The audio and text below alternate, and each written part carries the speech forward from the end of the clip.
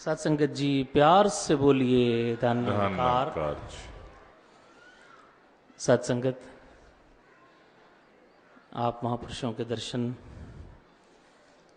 करने का ये सौभाग्य जो मिला है। सत्संगत, अभी थोड़ी देर पहले भी महात्मा ऐसा ही जिक्र कर रहे थे कि प्रभु की कृपा हो तो ये रहमत बख्शिश मिलती है। सत्संगत, दास सुन रहा था, दास के मन में यही विचार आ रहा था कि बख्शिश करो कि प्रभु की कृपा को भी हम अपने हिसाब से डिफाइन न करें, क्योंकि सत्संगत प्रभु की कृपा ही हो रही है जो कुछ भी हो रहा है। मैंने अपने मुताबिक कुछ चीज़ों को प्रभु की कृपा का नाम दे दिया, कुछ चीज़ों को प्रभु का प्रकोप कह दिया। ये प्रकोप करना तो जानते ही नहीं, इनका स्वभाव ही नहीं है। ये सज़ा नहीं देते, ये सिर्फ बख्शनहार हैं, ये जज नहीं है। मेरी गलती है, मैं ऐसा कह देता हूँ। इनके पास सत्संगत जिसे सरापा कहते हैं, सर से पांव तक सिर्फ रहमत ही रहमत है, सिर्फ कृपा ही कृपा है। ये आए ही दुनिया में इस काम से हैं। अब आगे जो ये अपनी कृपा से अपने ढंग से जो कर रहे हैं, वो फिर कहीं मेरी परिभाषा पे पूरा उतरता है, कहीं मेरी परिभाषा पे पूरा नहीं उतरता। जो मेरे मुताबिक हो जाता है वो प्रभु कृपा हो जाती है, जो मेरे मुताबिक नहीं होता उसका मैं कोई ना कोई कारण ढूंढता हूँ, और कोई कारण ना मिले तो खुद को कारण ढूंढता हूँ, अपने कर्मों को दोष देता हूँ, कोई कारण ना मिले तो परमात्मा पे ही गिला कर देता हूँ, किस्मत को कोस लेता हूँ। किसी न किसी तरह अपने आप को ही उस उधेड़ बुन में खुद ही डालता हूँ, खुद ही निकालने का प्रयास करता हूँ। और मालिक हंस रहा होता है कि तू करता रहे भाई, ये जोड़ तोड़ करता रहे। लेकिन सत्संगत, जो इन सभी सोच विचारों से परे हट जाते हैं, सादा हो जाते हैं, वो बच जाते हैं।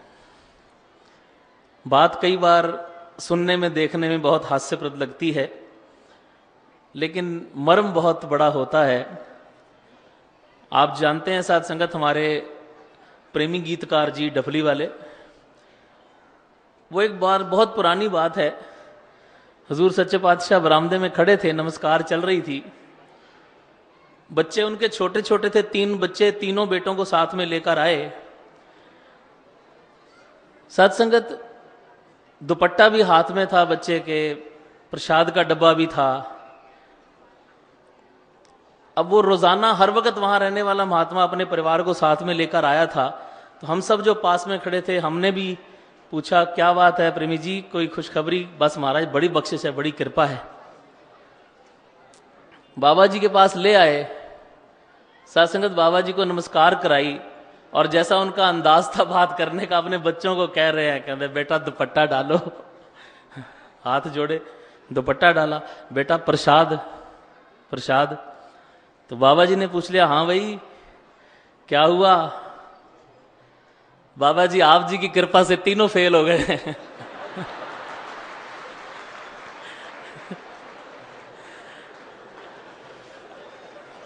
अब वो सारे इसी तरह, जैसे हमारा इस वक्त जो रिएक्शन है वही सबका रिएक्शन था। सभी बड़े जोर से हंसे एकदम कि ये क्या कह रहे हैं कि बाबा जी आप जी की कृपा से तीनों फेल हो गए। बोला प्रेमी जी ये क्या कह रहे हो? कहता पिछले 8-9 साल से अगर इनकी कृपा से पास हो रहे हैं तो फेल किसी और की कृपा से हो गए। ये है प्रभु कृपा, ये है नजरिया सत्संगत, ये है अंदाज। मेरा विश्वास तो ये होना चाहिए कि फेल भी तेरी कृपा से, पास भी तेरी कृपा से। हमने क्या लेना देना इन कर्मों में? तूने वो उस वक्त ये किया होगा, उसका दिल दुखाया होगा, वहां ये नहीं किया होगा। साधारण हो जाएं तो बच जाते हैं। भले ही फिर दुनिया में कुछ चीजें साबित भी हो जाती हैं, कुछ नहीं भी होती, उस चक्कर में हमने क्या लेना देना है। जो हो रहा है तेरी कृपा से हो रहा है, तो फिर ऐसा तो हो ही नहीं सकता। दास को याद है एक बार, बहुत पुरानी बात, जो पुरातन महात्मा इस समय सब यहां बैठे हैं वो जानते हैं कि समागम की एक बार समस्या थी। 60s की बात है साथ संगत, ये कि ये युग पलटाना चाहता है। पुरातन महात्माओं को सबको याद होगा, ये युग पलटाना चाहता है, ये समस्या थी। तो दास के डैडी जी शौक साहब स्टेज चला रहे थे उस कवि दरबार की। साथ संगत सबने अपना अपना वो मुशायरे का दौर हुआ करता था।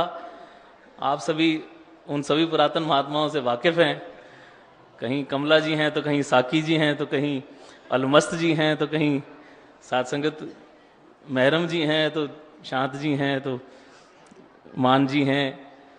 साथ संगत वो सारा का सारा उस तरह हर महात्मा कविता पढ़ रहा है, और पढ़ते पढ़ते साकी साहब का नाम लिया, और उसके बाद अंतिम जो रचना थी वो कमला जी की हुआ करती थी, हम सब जानते हैं। तो साकी साहब ने अपनी कविता, अपनी गजल पढ़ने के बाद कह दिया कि मैं ज़हमत सुखन दे रहा हूं शौक साहब को, कि इससे पहले के इख्तिताम को पहुंचे, वो उर्दू उनका एक खास अंग हुआ करता था कि आज का ये मुशायरा, ये कवि दरबार खत्म हो, कमला जी की कविता से पहले मैं गुजारिश करूंगा कि जनाब शौक साहब आए और वो भी अपना कलाम पढ़े।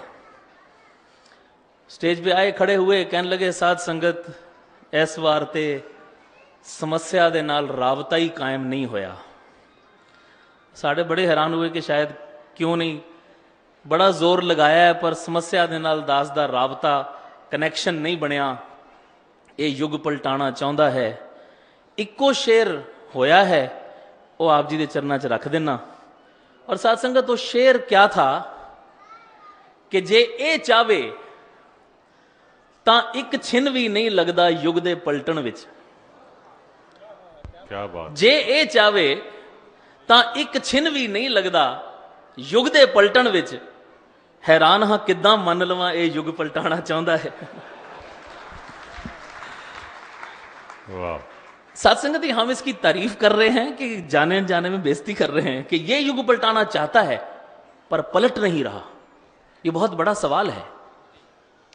हम यहां खड़े होकर कहते हैं कि सतगुरु अमन का संदेश वाहक है, दुनिया में अमन फैलाने आया है। क्या उस समय हम ये भूल जाते हैं कि अगर दुनिया में अमन नहीं हो रहा तो क्या ये सतगुरु की हार है?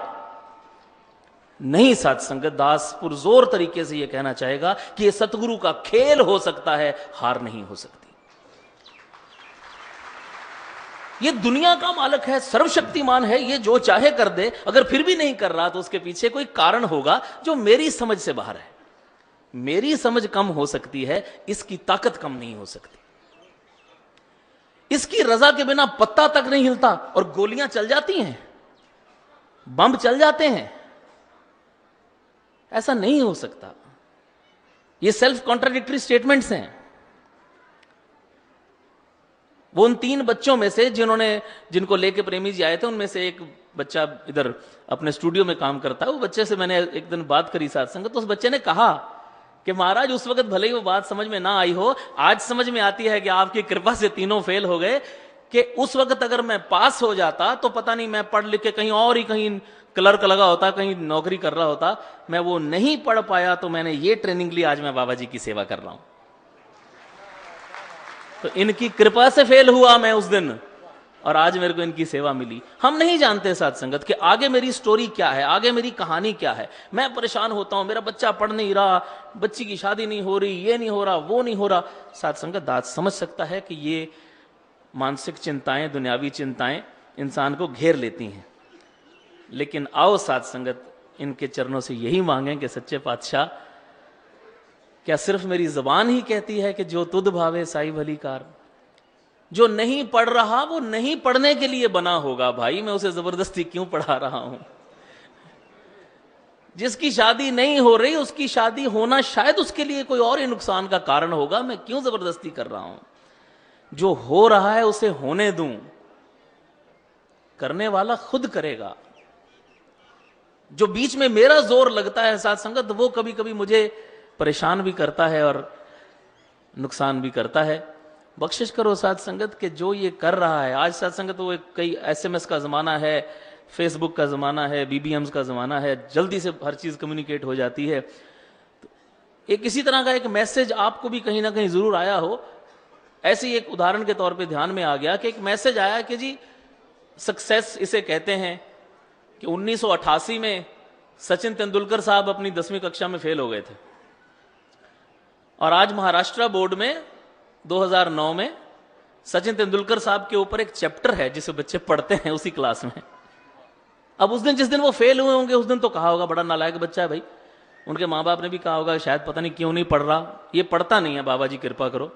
वो बना किसी और काम के लिए था, उसे सचिन तेंदुलकर बनना था, हमें क्या पता किसकी क्या कहानी है, आगे जाके क्या होना है। मैं पहले से उसको डिफाइन कर देता हूं, ये वरदान है, ये श्राप है, ये कृपा है, ये प्रकोप है, ये इनाम है, ये सजा है। साथ संगत, उन्होंने लिख दिया है कि जिस ठाकर से ना ही चारा ताको की जो सद नमस्कारा। साथ संगत, और एक लाइन बड़ी कमाल की, सब कुछ तो लिखा हुआ है कि जो गुर कहे सो कार कमावो, गुरु की करनी काहे धावो। हमने क्या लेना है, जो कह रहे हैं चुप करके करते चले जाएं, उसको ज्यादा समझने की कोशिश करके फंस जाते हैं।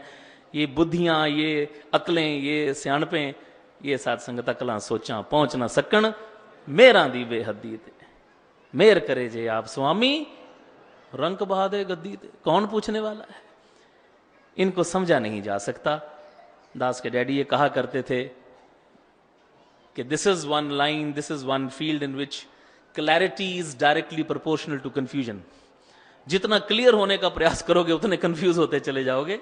इसलिए सब अकल सियाणप छोड़ के पोले पा मिले रघुराया, चतुराइयां किने ना पाया। ये इंटेलेक्ट की बातें, ये चतुरता की बातें बख्शिश करो साथ संगत, इनको छोड़ के इनके सामने संपूर्ण समर्पण हो जाए, आसान हो जाती है जिंदगी, आनंद ही आनंद हो जाता है। हर तरफ देख के खुशी होती है, किसी को देख के तकलीफ नहीं होती, किसी को देख के ये मुस्कुराहट रुकती नहीं। अंत में बस वही कह के आपसे इजाजत चाहूंगा कि किसी ने पूछ लिया कि फिर इस लाइन पे चलते हुए क्या निशानी है, मुझे कैसे पता लगे कि मैं ठीक जा रहा हूं, मेरी हेल्थ ठीक है, मैं हेल्दी हूं। तो दास को उस समय और तो कुछ सूझा नहीं, सिर्फ यही दास ने बेनती की कि भाई साहब जी यहां खड़े होकर चारों तरफ नजर दौड़ाओ और वो चेहरे गिनो जिन चेहरों को देख के आपका आनंद खराब होता है। ऐसे देख रहे खुश हो रहे, खुश हो रहे, खुश हो रहे, ऐ कित्थों आ गया जितने जिंदगी में वो चेहरे कम है उतने आप ठीक जा रहे हो। अगर किसी को देख के भी मेरा आनंद खराब नहीं होता, मुझे आनंद आता है, मुझे मजा आता है, मुझे खुशी मिलती है कि सच्चे बादशाह शुक्र है, ये भी आया है, ये भी आया है, ये भी आया है, इनके दर्शन भी हुए, इनके दर्शन भी हुए, और क्या चाहिए मुझे सेहत से। यही गुरसिक की सेहत है। और जहां मेरे मन में कड़वाहट आती है कि ये ऐसे क्यों बैठा है, ये ऐसे क्यों खड़ा है, ये क्यों आया है, ये क्यों नहीं गया, ये क्या कर रहा है, इसने क्या पहना है, इसने क्या बोला है, वो जितनी तकलीफें मैंने अपने अंदर घेर रखी हैं, समझ लीजिए उतनी मेरी सेहत खराब है। बख्शिश करो साथ संगत। दास तो अक्सर ये बात कहा करता है कि जब चंडीगढ़ में रहते थे उन दिनों में, सुखदेव वीर जी बैठे हैं, इन्होंने वो दौर सारा देखा है, सब महात्मा जानते हैं। पंजाब का एक वो दौर था कि जी हिट लिस्ट है, जी हिट लिस्ट, फलाना हिट लिस्ट में आ गया है, ये सुना करते थे। दास एक दिन सोच रहा था कि हिट लिस्ट तो चलो छोड़ो, अपनी जिंदगी के हेट लिस्ट बनाएं कि कितने लोगों को हेट करता हूं। वो जो हेट लिस्ट है एक बार बना के देखें। दास ने एक बार बाहर भी ये बात चरणों में रखी थी, हेट लिस्ट बनाएं एक, थोड़ा टाइम निकाल के, ये मुझे अच्छा नहीं लगता, ये अच्छा नहीं लगता, ये अच्छा नहीं लगता। कितने होंगे? 5, 10, 50, 100, इससे ज्यादा कहां होंगे? फिर उनके सामने कारण लिखे, मुझे क्यों अच्छा नहीं लगता। ये मेरे पैसे ले गया, ये मेरे से ठीक तरह बात नहीं करता, मैं संगत में जाता हूं ये मुझे टाइम नहीं देता ऐसे ऐसे कारण मिलेंगे साथ संगत, यकीन कीजिए ऐसे ऐसे कारण मिलेंगे। इसकी तो मुझे शक्ल ही अच्छी नहीं लगती, उसमें उसका क्या कसूर है जिसकी शक्ल ही अच्छी नहीं लगती। कारण लिख लें सारे एक बार उस हेट लिस्ट में कि कौन क्यों अच्छा नहीं लगता। ए तो मैनू वैसे नहीं चंगा लगता, चलो लिख लो, वो भी लिख लो। उसके बाद साथ संगत ये एक्सरसाइज करके देखिएगा, फिर एक एक करके उस हेट लिस्ट को कम करना शुरू करें। भाई पैसे ले गया, उसकी कोई मजबूरी होगी, बेचारा अंदर से बुरा आदमी नहीं है, छोड़ो काट दो। गाली दे गया, पता नहीं उस वक्त उसका ब्लड प्रेशर हाई होगा, छोड़ो चलो माफ कर दो। महापुरुषों ने संगत में टाइम नहीं दिया, मैं संगत सुनने जाता हूं कि बोलने जाता हूं, महापुरुषों की भी मजबूरियां होंगी। नहीं नहीं, ये भी काटो। इसकी शक्ल ही अच्छी नहीं लगती तो शक्ल उसकी थोड़ी है भाई, उसको जैसी दी गई है वैसी है। एक एक करके उस हेट लिस्ट को कम करें। साध संगत वो जितनी जितनी कम होगी, वो रिक्त स्थान सिर्फ और सिर्फ आनंद से भरेगा, सिर्फ और सिर्फ खुशियों से भरेगा, सिर्फ और सिर्फ रहमतों से भरेगा। जिस दिन साध संगत वो मेरी हेट लिस्ट खत्म हो जाती है, भरपूर आनंद हो जाता है। फिर मैं दुनिया में राजा हूं, फिर मैं बादशाह हूं, फिर मुझे क्या लेना देना, जब मुझे कोई जिंदगी में डिस्टर्ब ही नहीं कर सकता, किसी की प्रेजेंस मुझे डिस्टर्ब नहीं कर सकती, तो हर तरफ से क्या मिलेगा? सिर्फ खुशी मिलेगी, सिर्फ आनंद मिलेगा। इधर ही है, मौजूद है, मुझे लेना नहीं आता। सतगुरु बार बार सिखा रहे हैं। अब तो सीधा सीधा डायरेक्ट कहना शुरू कर दिया, आगे तो इशारों में बात करते थे। वो जमाना था कि शौक साहब ने लिखा था कि इशारे शौक सारे तू शाही फरमान कर समझी, मेरी सरकार दा लिखती कोई दस्तूर नहीं होंदा। आज तो लिखती भी है, वर्बल भी है, सीधा सीधा कह रहे हैं। कृपा करो साध संगत, सुन भी पाए, समझ भी पाए और मान भी पाए। साध संगत प्यार से बोलिए सत्संग।